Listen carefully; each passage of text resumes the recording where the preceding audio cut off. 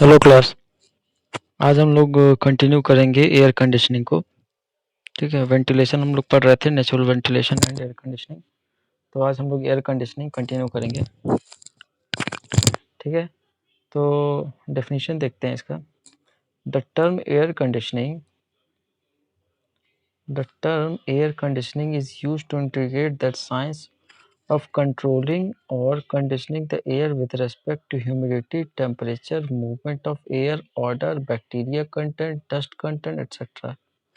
so as to make the air to suit the physiological requirement of human body or to the need of the industrial process।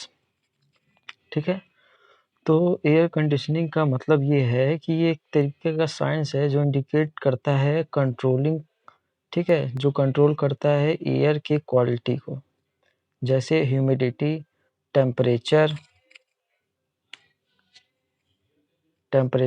Movement of air, order, bacteria content और dust content को। ठीक है, इन सारी चीज़ों को ये एक control करता है। ठीक है, अब पर्पस क्या है एयर कंडीशनिंग का। ठीक है, पर्पस क्या है एयर कंडीशनिंग का उसको देखते हैं हम लोग।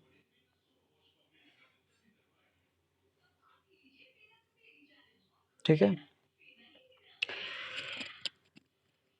Provides more comfortable entertainment in the theatre. ठीक है, ये क्या करता है कि एक कंफर्टेबल कंडीशन क्रिएट करता है। ठीक है, थिएटर में या एंटरटेनमेंट के लिए या लेक्चर, म्यूजिक, कुछ भी हम लोग कर रहे हों तो ये एक कंफर्टेबल एनवायरनमेंट क्रिएट करता है। ठीक है, it helps in improving the quality of product in a certain industry process such as artificial silk, cotton cloth. ठीक है, देखो एयर कंडीशनिंग से क्या होता है कि कुछ क्वालिटी, प्रोडक्ट की क्वालिटी को भी इम्प्रूव करता है ये, जैसे आर्टिफिशियल सिल्क हो गया, कॉटन क्लॉथ हो गया, इन सब चीज़ों का। और दूसरी इंडस्ट्री में क्या करता है, it provide comfortable working condition for workers resulting in the increase of production. ठीक है, तो ये क्या करता है कि वर्किंग कंडीशन को भी इम्प्रूव करता है। ठीक है, कंफर्टेबल वर्किंग कंडीशन बनाता है, जिससे क्या होता है वर्कर जो है इफिशिएंटली वर्क कर सकते हैं और प्रोडक्शन को बढ़ा सकते हैं। ठीक है, थर्ड पॉइंट क्या है, इट हेल्प इन प्रिवेंटिंग और maintaining health, comfort, convenience to the occupant of residential building. ठीक है, ये क्या करता है, हेल्थ को प्रिजर्व करता है, मेंटेन करता है, कंफर्ट को मेंटेन करता है और बिल्डिंग में रहने वाले ऑक्यूपेंट को कन्वीनियंस प्रोवाइड कराता है। ठीक है, वो आराम से बिल्डिंग में रह सके बिना किसी डिस्कम्फर्ट के, बिना किसी प्रॉब्लम के। ठीक है, ये एक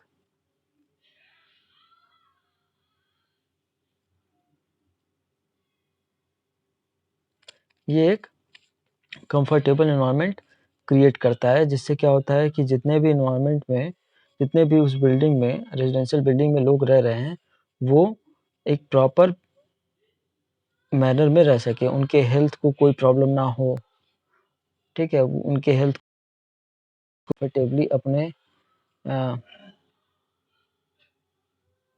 कंफर्टेबली अपने बिल्डिंग में रहें। ठीक है, इन सारी चीज़ों से ये इफ़ेक्ट करता है।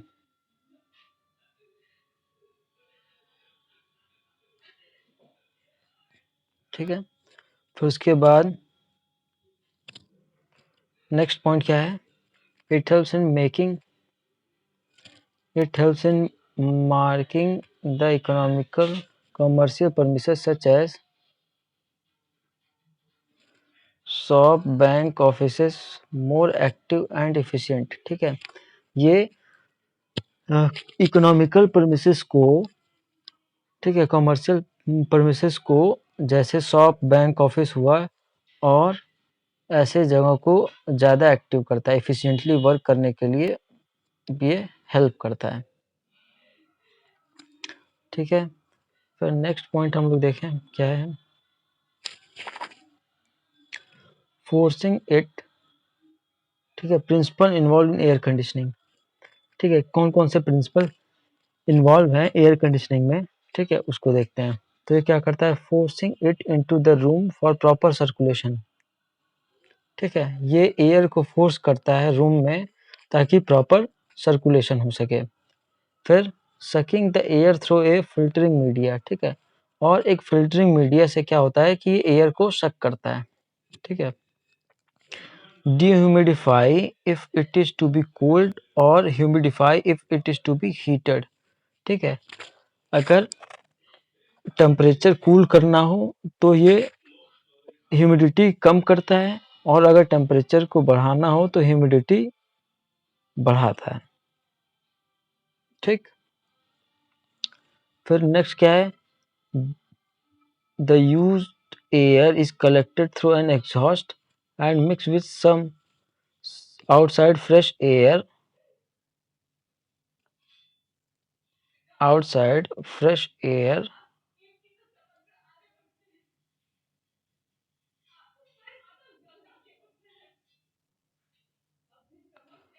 outside fresh air, ठीक है, the used air is collected through the exhaust and mixed with some outside fresh air and sucked again through the filtering medium, ठीक है, thus completing the cycle। क्या होता है कि कुछ जो रूम के एयर होते हैं वो आउटसाइड एयर के साथ मिक्स होके फिर से रूम में सर्कुलेट कर देते हैं, जिससे क्या होता है कि ये एक कंप्लीट साइकिल बनता है जो इकोनॉमिकल होता है, ठीक है। अगर यूज्ड अप एयर को फिर से सर्कुलेट कर देते हैं हम फ्रेश एयर के साथ मिक्स करके, तो ये इफ़िशियंसी को, एयर कंडीशनिंग की इफ़िशियंसी को बढ़ाता है और ये इकोनॉमिकल भी होता है, ठीक है। फिर हम देखते हैं क्लासिफिकेशंस ऑफ एयर कंडीशनिंग, ठीक है, किस बेसिस पे इसको क्लासिफाई किया गया है। Classifications of air conditioning, hello, ठीक है, एयर कंडीशनिंग के क्लासिफिकेशन क्या है, फंक्शनल क्लासिफिकेशन, ठीक है, फंक्शन के आधार पर उसका क्लासिफिकेशन किया गया है, और क्लासिफिकेशन बेस्ड ऑन सीजन और टेम्परेचर, ठीक है, सीजन और टेम्परेचर के बेसिस पे इसको क्लासिफाई किया गया है। तो पहले हम देखते हैं फंक्शनल क्लासिफिकेशन को। तो फंक्शनल क्लासिफिकेशन में डिवाइड किया गया है दो पार्ट में, कंफर्ट एयर कंडीशनिंग, ठीक, और इंडस्ट्रियल एयर कंडीशनिंग। ये फंक्शनल क्लासिफिकेशन है एयर कंडीशनिंग का।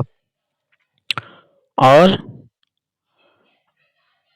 क्लासिफिकेशन बेस्ड ऑन सीजन और टेम्परेचर में तीन तरह से इसको क्लासिफाई किया गया है, summer air conditioning, winter air conditioning और composite air conditioning. Summer air conditioning मतलब कि समर सीजन में जो एयर कंडीशनिंग करते हैं वो समर एयर कंडीशनिंग हो गया। विंटर एयर कंडीशनिंग में जो विंटर सीजन में जो एयर कंडीशनिंग करते हैं उसको विंटर एयर कंडीशनिंग कहेंगे। और कंपोजिट एयर कंडीशनिंग में मतलब कि वो एयर कंडीशनिंग जो समर और विंटर दोनों ही सीजन में वर्क करे, ठीक है। तो समर एयर कंडीशनिंग में हमको क्या करना होता है कि हमको पता है कि जो बाहर का आउटसाइड का जो टेम्परेचर है वो मतलब जो रूम का टेम्परेचर है वो आउटसाइड के टेम्परेचर से कम करना होता है, ठीक है। जो रूम का टेम्परेचर है, जो बिल्डिंग का टेम्परेचर है वो आउटसाइड के टेम्परेचर से कम हो, ठीक। और विंटर कंडीशनिंग में, एयर कंडीशनिंग में क्या करना होता है कि रूम का टेम्परेचर जो है वो आउटसाइड के टेम्परेचर से थोड़ा ज़्यादा हो, ठीक है। लेकिन ये टेम्परेचर डिफरेंस जो है वो कभी भी 8 डिग्री सेंटीग्रेड से ज़्यादा नहीं होना चाहिए, ठीक है। आगे हम लोग देखते हैं इसी में,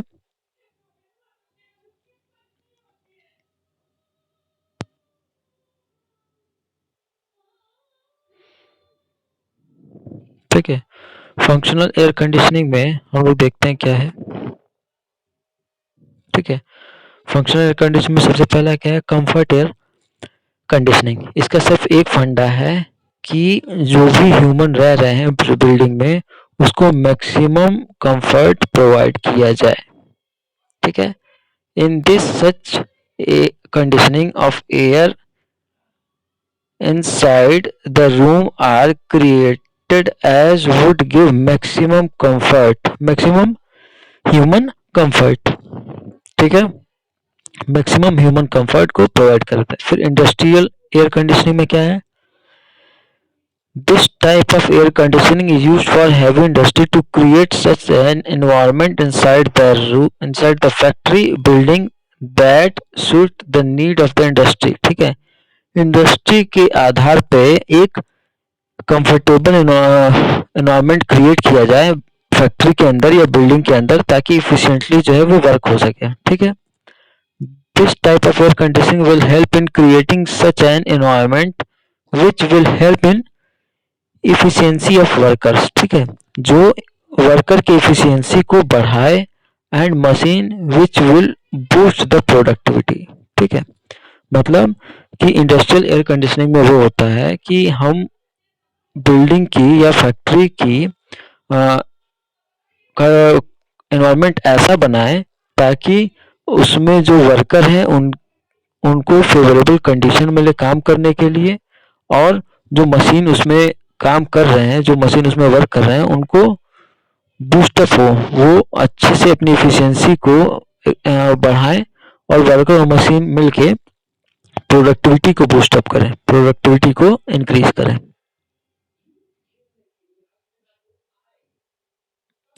फिर classification based on season, classification based on season और टेम्परेचर।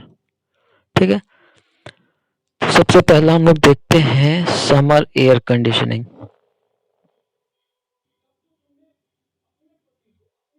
समर एयर कंडीशनिंग में क्या होता है? In summer air conditioning the outside air is hot, hence the process of air conditioning involve filtering, dehumidification and reheating. ठीक है, जो outside temperature है वो रूम के टेम्परेचर से हॉट होता है, तो हमको एयर कंडीशनिंग में क्या क्या करना होता है? फिल्टरिंग करना होता है, डिह्यूमिडिफिकेशन करना होता है और रीहीटिंग करना होता है। ठीक है, फिगर हम देखेंगे तो ज़्यादा क्लियर होगा। डिह्यूमिडिफिकेशन मतलब कि एयर से मॉइस्चर को कम करना। ठीक है, figure 226.1a shows the line sketch of summer air conditioning. The temperature inside air will be lower than the outside air and it will be economical to recirculate part of the room air। ठीक है, हमको क्या करना होता है कि temperature जो है वो रूम का इनसाइड टेम्परेचर जो है वो कम होना चाहिए आउटसाइड के टेम्परेचर से, और हम रूम के कुछ पार्ट, एयर के पार्ट को रिसर्कुलेट करते हैं। ठीक है, रूम में, ताकि वो इकोनॉमिकल हो सके। ठीक है, हम क्या करते हैं कि रूम के एयर के कुछ पार्ट जो है वो रिसर्कुलेट करते हैं वापस रूम में। ठीक है, जिससे क्या होता है? इकोनॉमिकल समर एयर कंडीशनिंग होता है। और सेम चीज हम विंटर एयर कंडीशनिंग में करते हैं। ठीक है, बस उसमें हम क्या करते हैं? विंटर सीजन में रूम का टेम्परेचर जो है वो आउटसाइड टेम्परेचर से ज़्यादा होता है। तो हम फिगर देखते हैं, फिगर में ज़्यादा समझ में आएगा।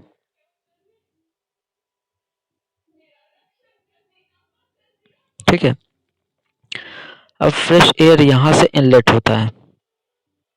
ठीक है, उसके बाद उसको फिल्टर किया जाता है और क्लीन किया जाता है जिसमें बैक्टीरिया और डस्ट ना हो।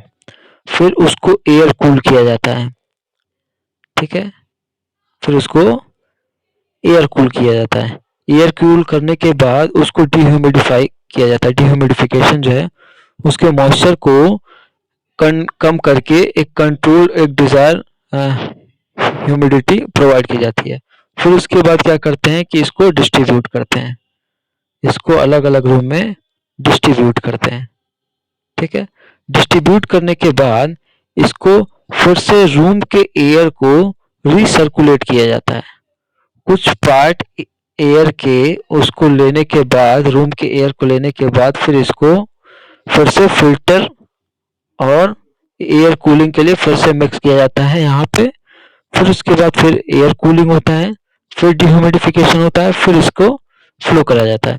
तो ये एक साइकिल है, ये एक साइकिल है जो कंटिन्यूअस चलता रहता है। ठीक है, तो ये ऊपर वाला फिगर बताता है समर एयर कंडीशनिंग के बारे में। ठीक है, सिमिलर है विंटर एयर कंडीशनिंग। ठीक है, हम आगे अभी देखते हैं विंटर एयर कंडीशनिंग। ये है विंटर एयर कंडीशनिंग। ठीक है। तो इसमें क्या करते हैं कि ये है इनलेट, फ्रेश एयर यहाँ से इनलेट होता है। सिमिलरली यहाँ पे भी फिल्टर और क्लीनिंग होते हैं जिसमें बैक्टीरिया और डस्ट को रिमूव किया जाता है। फिर यहाँ पे एयर कूलिंग करने के बजाय एयर हीट करते हैं हम, ठीक है।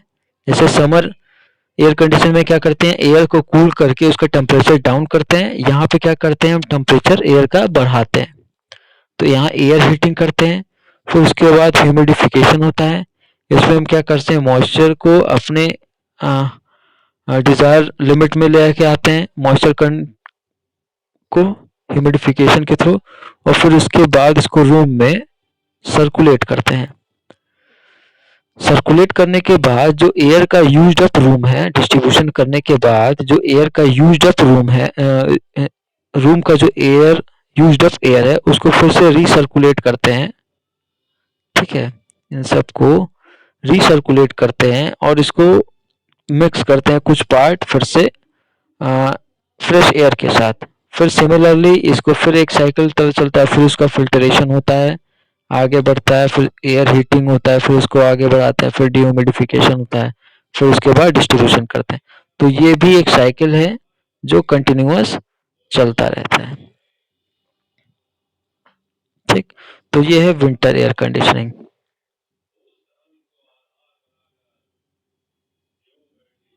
ठीक है।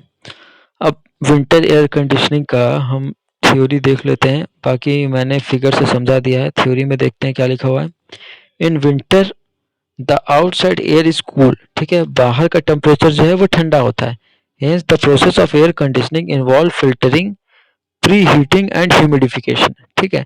तो इसमें हम क्या करते हैं, एयर को फिल्टर करते हैं, हीट करते हैं, ठीक है, प्री हीटिंग करते हैं और ह्यूमिडिफिकेशन करते हैं। उसमें मॉइस्चर को हम अपने हिसाब से लिमिट में लेके आते हैं, ठीक है, मॉइस्चर को बढ़ाते हैं, ठीक है। फिगर 26.1 बी जो मैंने अभी एक्सप्लेन किया है, 26.1 बी, ठीक है, इसके बारे में बोल रहा है। shows the sketch line sketch of winter air conditioning, winter air conditioning के बारे में बताया है इस फिगर में। the temperature of outside air will be higher, the temperature of inside air will be higher than out than that of outside air, and it will be economical to recirculate a part of air, room air, ठीक है। तो हम क्या करते हैं कि inside का air का टेम्परेचर जो है वो इंक्रीज करते हैं, ठीक है, और आउटसाइड के एयर के मुकाबले इनसाइड का एयर जो है वो हाई, उनका टेम्परेचर ज़्यादा होता है। और हम क्या करते हैं कि रूम का कुछ पार्ट, एयर का कुछ पार्ट हम रिसर्कुलेट करते हैं ताकि वो फिर से जो है इकोनॉमिकल बनाया जा सके और फिर से वो इसी साइकिल में मूव हो सके, ठीक है, जिससे क्या होता है, इकोनॉमिकल पड़ता है, ठीक है।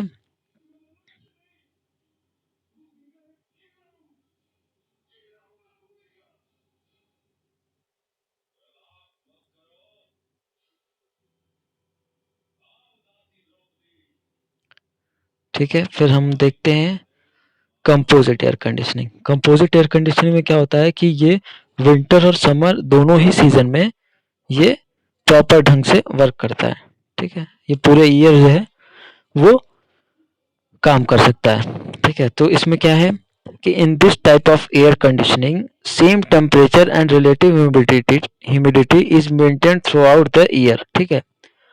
रिलेटिव सेम टेम्परेचर जो टेम्परेचर हमें चाहिए और उसकी ह्यूमिडिटी हम थ्रू आउट सीजन जो है वो मेंटेन कर सकते हैं, ठीक है।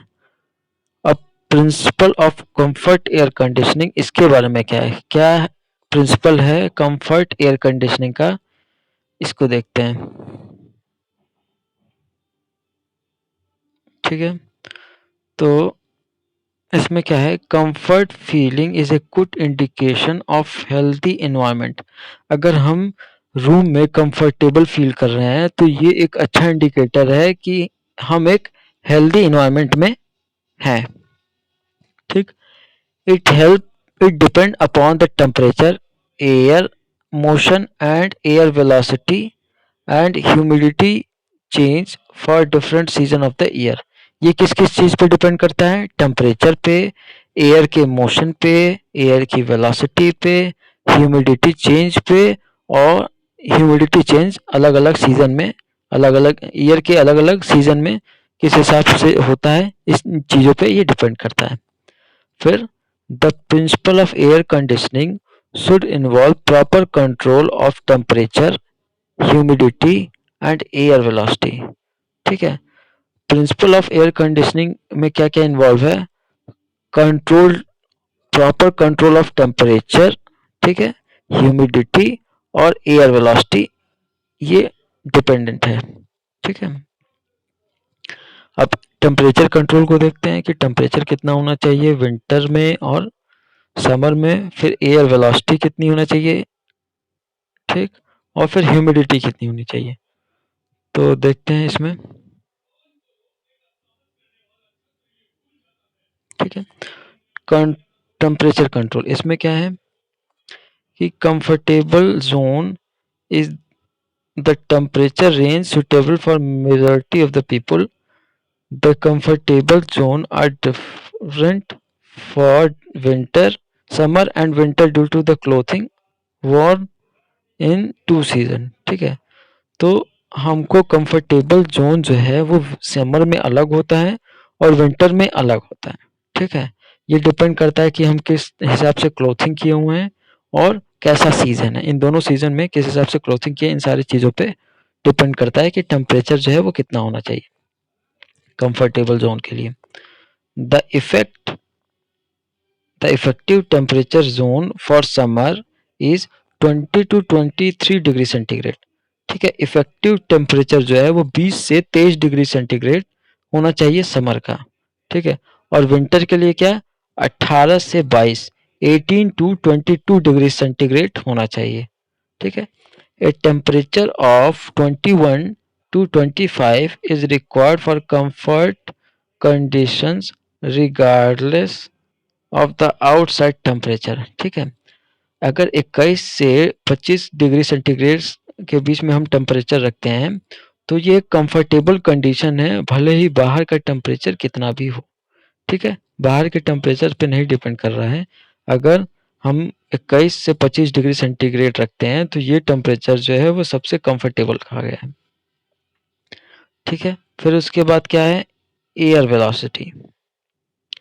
Air velocity, high velocity of condition air में cause greater temperature difference between outside and inside. ठीक है, अगर वेलोसिटी हम ज़्यादा रखेंगे एयर कंडीशन का तो क्या होगा कि आउटसाइड और इनसाइड के टेम्परेचर डिफरेंस वो ज़्यादा होगा। ठीक है, तो हम क्या करते हैं कि वेलोसिटी ऑफ 6 to 9 मीटर पर सेकेंड इज कंसिडर्ड डिजायरेबल। ठीक है, इसलिए हम क्या कहते हैं कि जो एयर वेलोसिटी हो वो 6 to 9 मीटर पर सेकेंड हो। ठीक है, ये माना गया है कि ये डिजायरेबल एयर वेलोसिटी होना चाहिए। ठीक, फिर ह्यूमिडिटी कंट्रोल, लास्ट टॉपिक है आज का, ह्यूमिडिटी कंट्रोल। ठीक है, तो ह्यूमिडिटी कंट्रोल क्या है?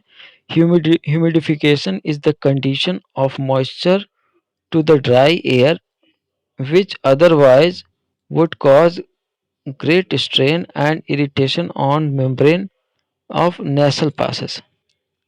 ठीक है, क्या है? Humidification is the addition of moisture to the dry air.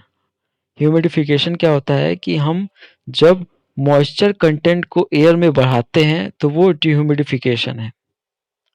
ठीक है, अगर हम इसको नहीं करते हैं तो क्या होता है कि हमारे नेज़ल पे स्ट्रेस पड़ता है और इरिटेशन होता है, जिससे क्या होता है कभी-कभी हम लोगों को आप लोग मतलब महसूस करते हैं कि नाक के रास्ते समर में ब्लीडिंग होती है।